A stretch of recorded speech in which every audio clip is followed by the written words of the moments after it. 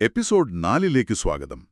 ഇന്ന് നമ്മൾ ശരിക്കും ഒരു അസാധാരണമായ ആത്മീയ യാത്രയുടെ കഥയാണ് പരിശോധിക്കാൻ പോകുന്നത്. അതെ, ബെഞ്ചാര സമൂഹത്തിന്റെ വാമൊഴി ചരിത്രങ്ങൾ നോക്കുമ്പോൾ ഒരൊറ്റ സംഭവം, അതും 12 വയസ്സുള്ള ഒരു കുട്ടിയുടെ ജീവിതത്തിലെ ഒരൊറ്റ സംഭവം ദശലക്ഷക്കണക്കിന് ആളുകളുടെ സ്വത്വത്തെ തന്നെ രൂപപ്പെടുത്തി. അതാണ് നമ്മൾ ഇന്ന് സംസാരിക്കുന്നത്. അപ്പോ ഈ കഥ തുടങ്ങുന്നത് ഒരു എണ്ണവിളക്കിന്റെ വെളിച്ചത്തിലാണല്ലേ? അതെ, അവിടെയാണ് തുടക്കം.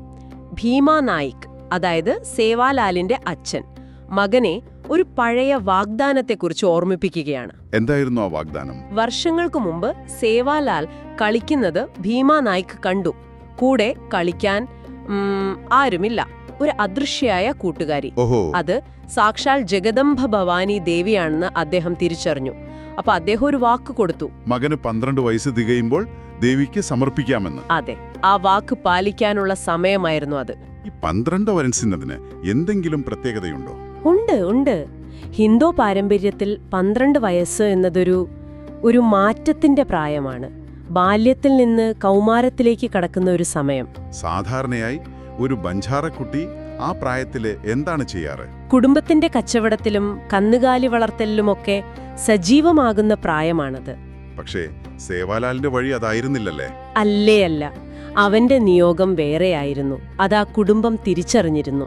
അവന്റെ യാത്ര തുടങ്ങുന്നത് തന്നെ മൃഗബലിയോടുള്ളൊരു വിയോജിപ്പിൽ നിന്നാണ്. അതെ, അതൊരു വലിയ കാര്യമാണ്. കാരണം അക്കാലത്ത് അതൊരു സാധാരണ ആചാരമായിരുന്നു.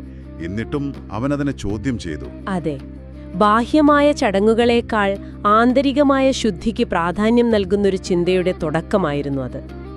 അങ്ങനെയാണ് ഒരു പ്രഭാതത്തിൽ എല്ലാവരും നോക്കി നിൽക്കെ അവൻ താണ്ട വിട്ടിറങ്ങുന്നത്.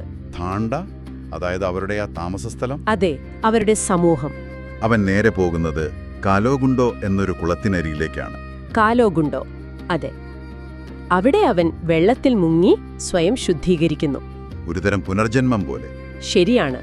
അതിനുശേഷമാണ് ആ കഠിനമായ തപസ് ആരംഭിക്കുന്നത്. 62 ദിവസം നീണ്ടുനിന്ന തപസ്. വെറും 12ാം വയസ്സിൽ. അത് വിശ്വസിക്കാൻ പ്രയാസമുണ്ട്, കത്തുന്ന വെയിലും തണുപ്പുമൊക്കെ സഹിച്ചുകൊണ്ട്. അതുകൊണ്ടാണ് അവൻ സാധാരണ കുട്ടിയല്ല എന്ന് പറയുന്നത്. പക്ഷേ എന്തുകൊണ്ടാണ് 62 എന്ന ഇത്ര കൃത്യമായ ഒരു സംഖ്യ? അതിന് പ്രതീകാത്മകമായ എന്തെങ്കിലും അർത്ഥമുണ്ടോ? നല്ല ചോദ്യമാണ്. ഇവിടെ ഈ സംഖ്യ അതൊരു സാങ്കല്പിക സംഖ്യയല്ല. വാമൊഴിയായി കൈമാറി വന്ന ഒരു ചരിത്രത്തിൽ ഇത്തരം കൃത്യമായ വിശദാംശങ്ങൾ അതിന്റെ വിശ്വാസ്യത കൂട്ടാനാണ്. ഇത് കെട്ടുകഥയല്ല, നടന്ന സംഭവമാണെന്ന് അടിവരയിടുന്നു.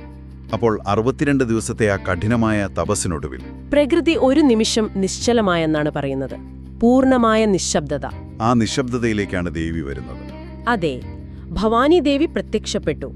യാതൊരു ആഡംബരങ്ങളുമില്ലാതെ ശാന്തവും എന്നാൽ അതീവ ശക്തിയുള്ളതുമായ രൂപത്തിൽ. സേവാലാൽ ദേവിയെ തിരിച്ചറിഞ്ഞു. ഉടനടി തിരിച്ചറിഞ്ഞ് സാഷ്ടാംഗം പ്രണമിച്ചു. ഒരു ദേവതയുടെ ഇങ്ങനെയുള്ള നേരിട്ടുള്ള പ്രത്യക്ഷപ്പെടലിന് എന്തെങ്കിലും പ്രത്യേക പേരുണ്ടാവും? ഉണ്ട്. ഇതിനെ തിയോഫെനി എന്ന് പറയും. അതായത് നേരിട്ടുള്ള ഒരു ദൈവിക ദർശനം. അതൊരു സാധാരണ ദർശനമായിരുന്നില്ല. അല്ല, ദേവി അവന് വേദജ്ഞാനം നേരിട്ട് പകർന്നു നൽകി. ഇവിടെയാണ് നിങ്ങൾ ശ്രദ്ധിക്കേണ്ട ഏറ്റവും വിപ്ലവകരമായ കാര്യം. അതെന്താണ്? 18ാം നൂറ്റാണ്ടിൽ വേദങ്ങൾ പഠിക്കാൻ ബ്രാഹ്മണർക്ക് മാത്രം അവകാശമുണ്ടായിരുന്ന ഒരു കാലമാണ്. ശരിയാണ്. അങ്ങനെയുള്ളൊരു കാലത്ത് ഒരു ആദിവാസി ബാലന് ജ്ഞാനം ദേവിയിൽ നിന്ന് നേരിട്ട് ലഭിക്കുന്നു. ഇതന്നത്തെ സാമൂഹിക ഘടനയെ മുഴുവൻ ചോദ്യം ചെയ്യുന്ന ഒന്നായിരുന്നു. ഒരു തരം ദൈവിക ജനാധിപത്യമെന്ന് പറയാം. കൃത്യമായി. ഭക്തിയിലൂടെ ആർക്കും ജാതിയുടെ വേലിക്കെട്ടുകളില്ലാതെ ദൈവിക ജ്ഞാനം നേടാമെന്നൊരു വലിയ സന്ദേശമായിരുന്നു അത്. വളരെ ശക്തമായ ഒരു ആശയമാണത്. ഈ ദർശനത്തിന് ശേഷം ദേവി അവന് വരങ്ങൾ നൽകുന്നുണ്ടല്ലോ.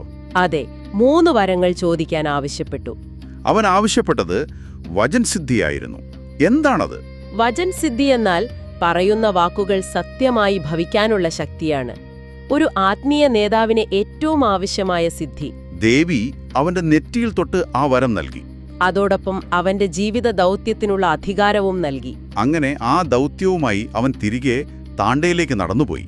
അതെ. തിരിച്ചെത്തിയതിനു ശേഷം അവൻ ആദ്യം പറഞ്ഞ വാക്ക് എന്തായിരുന്നു? ജയ് ഭവാനി. ആ ഒരൊറ്റ വാക്ക്. അതെ, ആ നിമിഷം വർണ്ണശബളമായ ലംബാടി വസ്ത്രങ്ങൾ അണിഞ്ഞ ആ സമൂഹം ഒന്നടങ്കം ആ അഭിവാദ്യം ഏറ്റുചൊല്ലി. അതൊരു തുടക്കമായി. ഒരു പുതിയ പാരമ്പര്യത്തിന്റെ തുടക്കം. ആ ഒരു നിമിഷമാണ് ഇന്നും നിലനിൽക്കുന്ന ഒരു പാരമ്പര്യത്തിന് അടിത്തറയിട്ടത്. എല്ലാ ബെഞ്ചാര ഗ്രാമങ്ങളിലും കാണുന്ന ആ ഇരട്ട ക്ഷേത്രങ്ങൾ. അതെ, ദേവിക്കായി ഒരു ചുവന്ന പതാകയും സേവാലാലിനായി ഒരു വെളുത്ത പതാകയും. കൃത്യമായി. ആ ഒരൊറ്റ സംഭവം 12 വയസ്സുള്ള ഒരു കുട്ടിയെ സദ്ഗുരു ആക്കി മാറ്റി. ജയ് ഭവാനി എന്നത് ബെഞ്ചാര സമൂഹത്തിന്റെ അടയാളമായി മാറി. ഏകദേശം 275 വർഷങ്ങൾക്കിപ്പുറവും 10 കോടിയിലധികം വരുന്ന ഒരു ജനതയ്ക്ക് ആത്മീയമായ അടിത്തറ നൽകുന്ന ഒരു വലിയ പാരമ്പര്യമാണ് അവിടെ തുടങ്ങിയത്. സാമൂഹികമായ അതിർവരമ്പുകളെ ഭക്തിക്ക് എങ്ങനെ മറികടക്കാൻ കഴിയുമെന്നതിന്റെ ഏറ്റവും വലിയ ഉദാഹരണം. ഒരു സംശയവുമില്ല. 12 വയസ്സുള്ള ഒരു കുട്ടിയുടെ അചഞ്ചലമായ വിശ്വാസം ഒരു സമൂഹത്തെ മുഴുവൻ എങ്ങനെ പുനർനിർമ്മിച്ചുവെന്ന് കേൾക്കുമ്പോൾ അത് നമ്മളിൽ ഒരു ചോദ്യം അവശേഷിപ്പിക്കുന്നുണ്ട്, അല്ലേ? തീർച്ചയായും. നിങ്ങളുടെ ഉള്ളിലെ ഒരു ഉറച്ച തീരുമാനത്തിന് അതിന്റെ പ്രായം എന്തായിരുന്നാലും നിങ്ങളുടെ ചുറ്റുമുള്ള ലോകത്തെ എത്രമാത്രം മാറ്റിമറിക്കാൻ സാധിക്കും?